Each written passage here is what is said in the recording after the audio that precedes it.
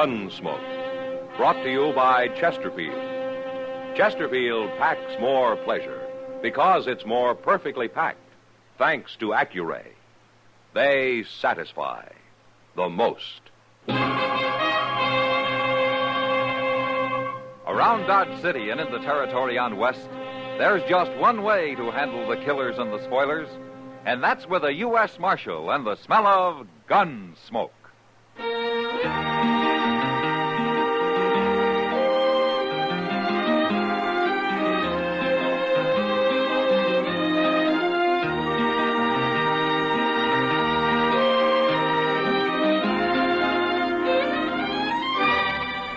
Gunsmoke, starring William Conrad, the transcribed story of the violence that moved west with young America, and the story of a man who moved with it.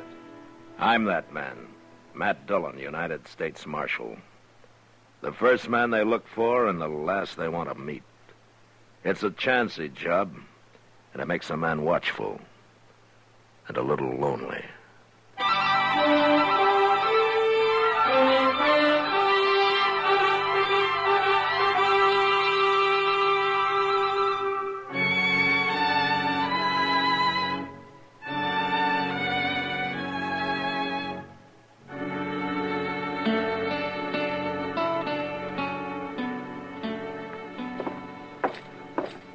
Doc went on ahead, Mr. Dillon. He said to tell you he'd meet you there. From what you say, there isn't much use for either one of us, Chester. No, sir. Poor old Mr. Sawyer. He looked long dead to me. Right in his office, huh? Yes, sir. That's where the boy found him. Looked like he pulled a chair into the middle of the room and stood on it. Hanging sure is a bad way to die, ain't it? I guess when a man wants to kill himself, it doesn't matter much how he does it. No, sir. How come there's no crowd outside? Well, I told the boy to go on home, not to talk to anybody. Oh, good. And then I went in, cut Mr. Sawyer down. I come looking for you and Doc. Uh-huh. The door wasn't locked, huh? No, sir.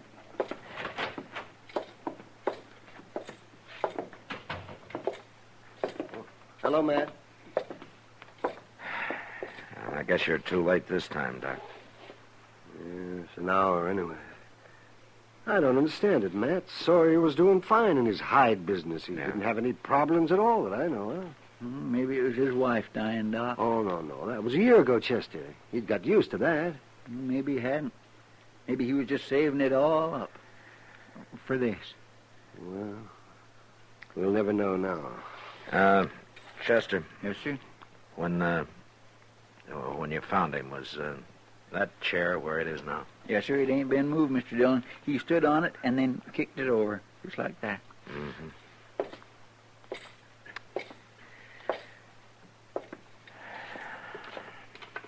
That's a bad way to die. I sure wouldn't never try it, Doc. Well, I hope not, Chester. No, what I mean is, supposing you kick the chair out from under you and then change your mind. Oh, wouldn't that be fearsome? Probably happens to a lot of suicides, Chester. Doc. Oh, yes, Matt. Are there any bruises on him? I don't know, Matt. I haven't looked. Let me see. Of course, hanging doesn't bruise, but... wait a minute. See, there is a lump here. On the back of his head. Now, how do you get that? Sawyer always kept a tin box over in that cabinet, Doc. What's that got to do with this lump on his head? He kept his ready cash in that box. It's not there now. You mean somebody stole it? Now, who'd do that? Whoever walked in here hit him in the head and hoisted him up on that rope. I knew old Sawyer pretty well. He wasn't the kind of a man who'd kill himself. By heaven, I think you're right, Matt. He didn't have any enemies. Whoever did this is going to be mighty hard to find.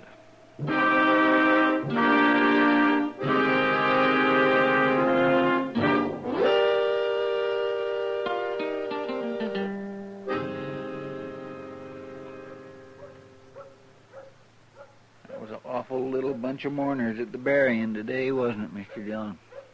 Well, I guess people kind of shy away from suicides, Chester. Poor old man Sawyer. Seems pretty mean letting everybody go on believing he went and hung himself. He won't mind, Chester. But if the man who killed him thinks he got by with it, he just might get careless. Yes, sir. He might. Hey, Who's that Miss Kitty's walking with? I don't know. She's right pretty. For Dodge. Yeah.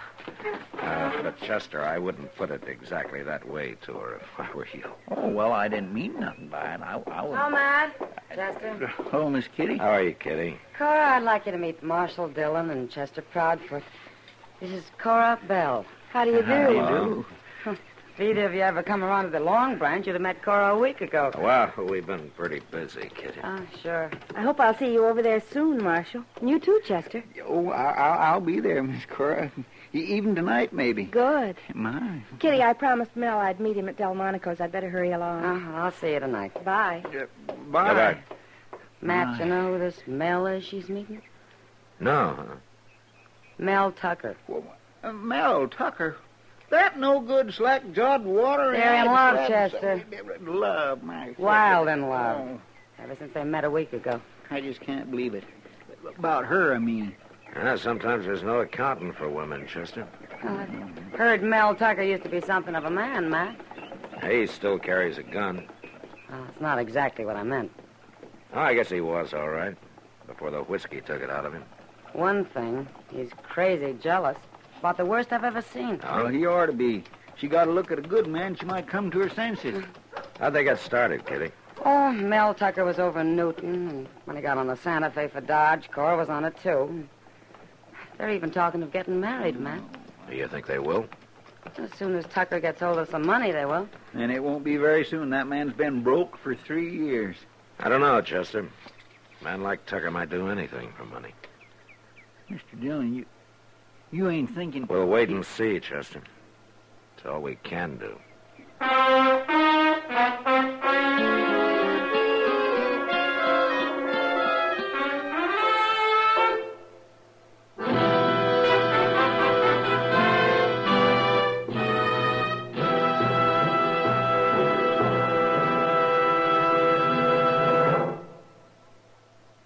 You've heard Bobby Haggard whistling it on radio and television. Right now, a country-style version. Okay, partners?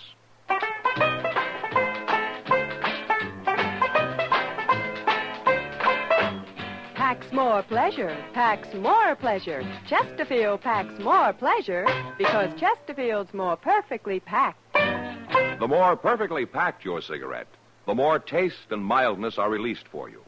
Chesterfield, made by exclusive Accuray, has an open, easy draw that unlocks all the pleasure of fine tobaccos. Now, Accuray ensures an even distribution of tobacco from one end of your Chesterfield to the other. Chesterfield is firm and pleasing to the lips, mild, yet deeply satisfying. Chesterfield packs more pleasure because Chesterfield's more perfectly packed. To the touch, to the taste, Chesterfield packs more pleasure because it's more perfectly packed. By Chesterfield, mild, yet they satisfy the most.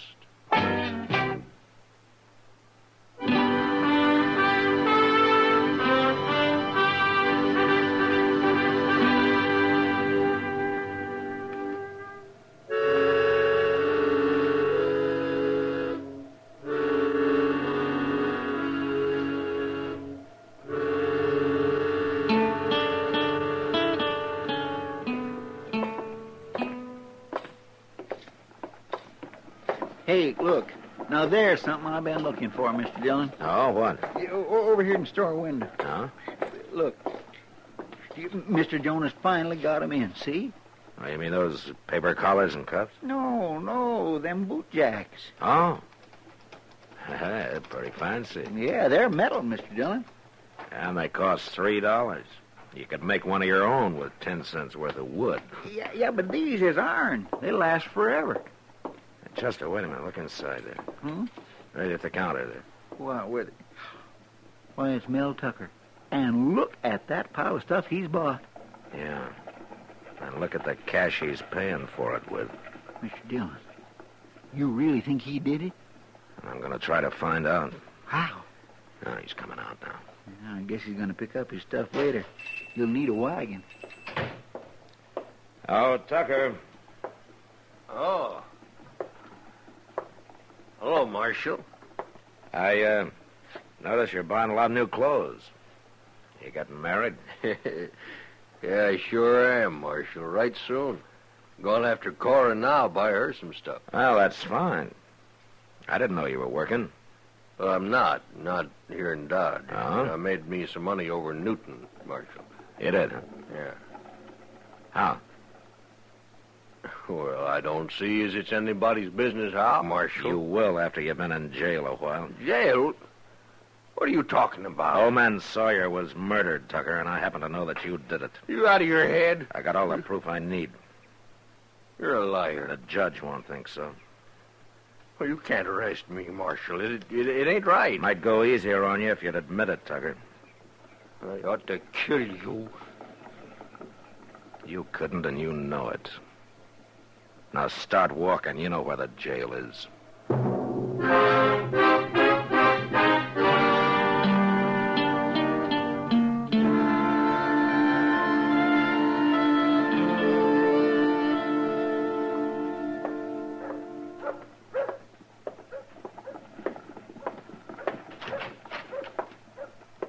Hi, Matt. Oh, come on in, Doc. I'm just killing a little time, Matt, so if you're busy... you No. can- Sit down. There's nothing going on here. Oh, well, thank you, Matt. Where's Chester? He's probably over working on Mr. Jonas again. Jonas? Well, what for? Yeah, that metal boot jack. Chester won't pay more than $1, and Jonas is holding out for $2.50. It's been going on like that for a week. Ever since you threw Mel Tucker in jail, huh? Yeah, that's right. He show any signs of weakening, Matt? Now he won't admit a thing, Doc. Cora been to see him? Mm-hmm, every day. But that's beginning to work on Tucker. What is? Being in jail, he can't ride herd on her the way he's been doing. Kitty was right. He's a mighty jealous man. You still think he did it, Matt? Yeah, I do. It looks like I'm going to have a hard time proving it. You sure? Hey, Mr. Dillon, have you... Oh. Hello, Doc. Chester. Don't see any boot jack, Chester. Never mind that. You better get on over to Bob Randall's freight office. Huh? What for? Autopsy, I guess. He's dead, Doc. What happened, Chester? Well, sir, I was walking by his office, and his wife went out and said she dropped by to see him and found him hanging there. Hanging? Just like old man Sawyer. Exact same thing. I went in and cut him down. This time I took a look around. He'd been hit on the head all right, and somebody tried to open his safe. They didn't get nothing, but they'd sure been working on him. Well, Matt? Wait here a minute, Doc. I'll go over with you. Marshal, when are you going to give up and leave me out of here? You're out, Tucker. Mean it? Yeah, I made a mistake about you. I've been telling you that. What finally changed your mind? What do you care? You're free. Now get going. Get married, do anything you want. I sure will. Just tell you one thing, Marshal. What? I ain't gonna forget what you done to me. I'm already thinking up how to pay you back someday. I said get out of here, Tucker.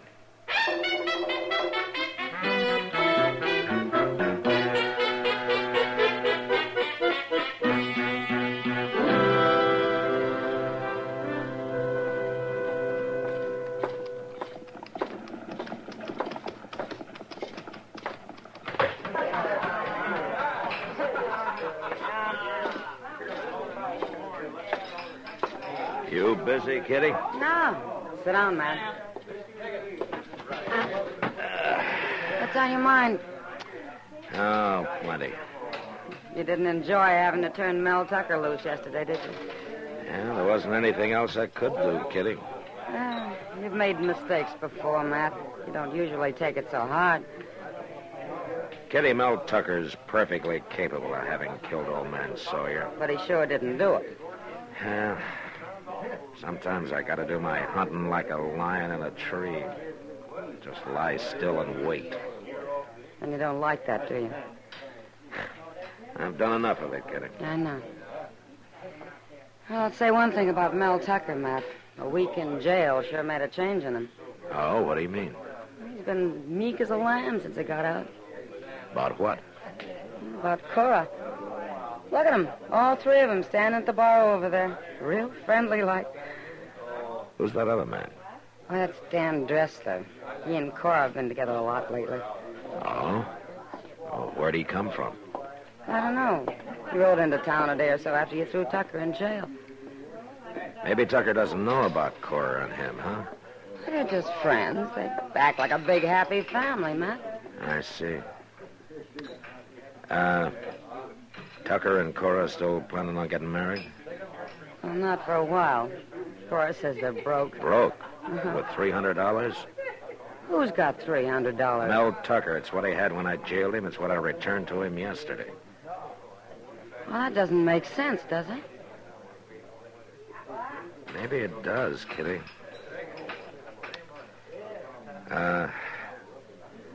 Look, will you do something for me? What? It won't be easy, and it'll make you look pretty bad. Then it must be important, or you wouldn't ask me to do it. It is, Kitty. You see that table over there in the corner, just inside the hallway? Yeah, sure. I want you to get Cora and Tucker and this Dressler over there. Offer to buy him a drink or something, huh? And then what? Let's go out back before they happen to see us. I'll tell you there.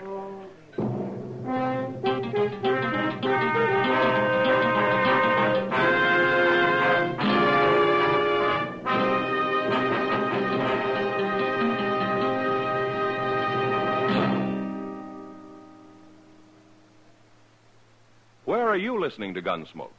In your kitchen? Getting ready for Sunday supper? Maybe in your living room, relaxing? Or out for a pleasant drive? Say, how's the scenery out your way? This is the first weekend of spring, you know. Of course, you'll enjoy all of spring's pleasure more with Chesterfield.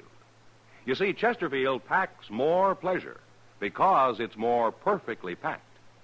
A more perfectly packed cigarette gives you an open, easy draw that unlocks all the better taste and mildness of fine tobaccos. And Chesterfield, made by exclusive Accuray, is more perfectly packed, with an even distribution of tobacco from one end of your Chesterfield to the other. Firm and pleasing to the lips, mild, yet deeply satisfying. Remember, to the touch, to the taste. Chesterfield packs more pleasure because Chesterfield's more perfectly packed.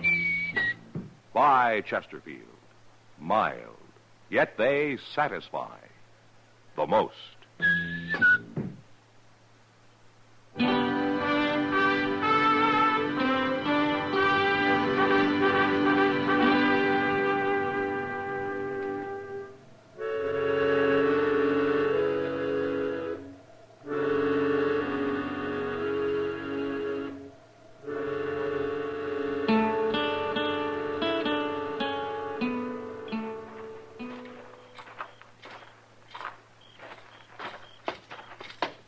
Now be quiet with this door, Chester. Yes, sir, I will.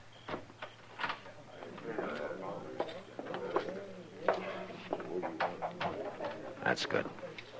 All right, now follow me. Good thing this hallway ain't creaky. Now, this is far enough. Stay at the table yet? Yeah, I think so. I sure do hope this notion works, Mr. Dillon, and I hope Miss Kitty don't get hurt out of it. Well, I'll try to stop anything like that, Chester. Look, I'm going to get closer. You wait and then follow me, huh? Yes, sir. Appreciate your buying us all a drink, Kitty, but I don't know why you're doing it. Kitty's a nice girl, Mel. Not enough reason? Yeah, I guess so. Most people I know don't do nothing for you without wanting something out of it. No, Dad. Chester's right, Carl. What? I'm not a nice girl. There's something I want. There, you see? I told you. What do you want, Kitty?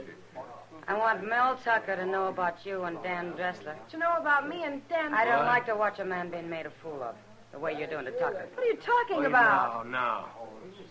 But you better explain yourself, Kitty. I will, Tucker. You think Dan Dressler's a friend, don't you? Go on, keep talking. Well, he's a friend, all right. But Cora's friend, not yours. They were out together every night you were in jail and every day, too. That's a lie. Shut up, leave her talk, Dressler. Everybody in Dodge knows what they've been doing except you. I guess I'm the only person that's not afraid to tell you. You think she's in love with you? Kitty! Get up, Dressler. Oh, wait a minute, Tucker. You ain't going to listen to that fool. You gonna talk, get are up you? or I'm gonna shoot you right there. No, Mel, It's a Now, trick. Cora, It's you something. shut Don't. up. You better stop it, Mr. Dillon. I can't, Chester, not yet. All right, Dressler. I paid you to hang Bob Randall. I didn't pay you to make love to my girl. All right, that's it. Get up now, fool Tucker. That's enough, Tucker! He was going to shoot Cora, Matt. Chester, Yes, sir. get Tucker's gun. Yes, sir, I will. Dressler dead, Mr. Dillon? Yeah. You sure walloped Tucker a good one. Mel was going to kill me. The marshal hadn't hit him. He'd have killed me. I'm sorry I had to do it, Cora. Mel was going to kill me. He shouldn't have been jealous of me. He shouldn't have been jealous of me. Cora, you hired Dan Dressler to hang Randall, didn't you? But Mel made me do it. But you're an accomplice. I only did what Mel told me. It wasn't my idea. I didn't murder the man. I loved Mel. I had to do it. I loved him.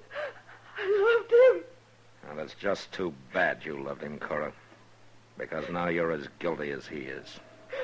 Come on.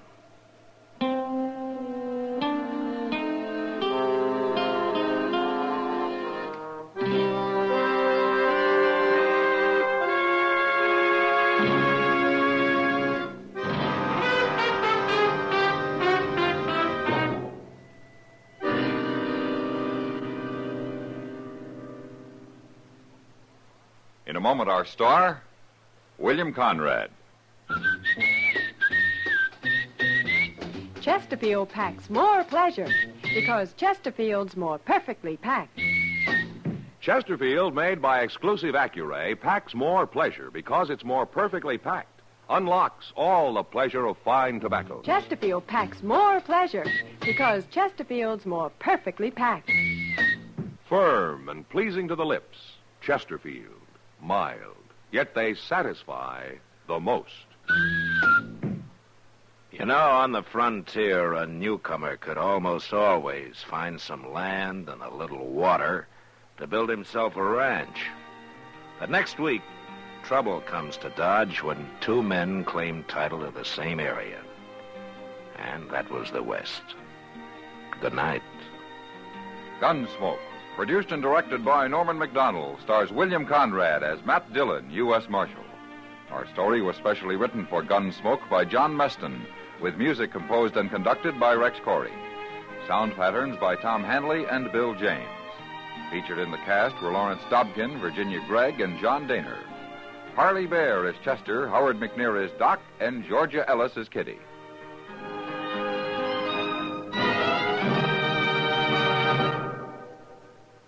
Smokers, this is it. L&M filters. So good to your taste, so quick on the draw. Make today your big red letter day, your L&M red letter day. Superior taste and filter, it's the miracle tip. Make today your big red letter day. Change to L&M today. L&M, so good to your taste. So quick on the draw. Get L&M today. Relax with L&M. So good to your taste, so quick on the draw. Join us again next week for another specially transcribed story on Gunsmoke.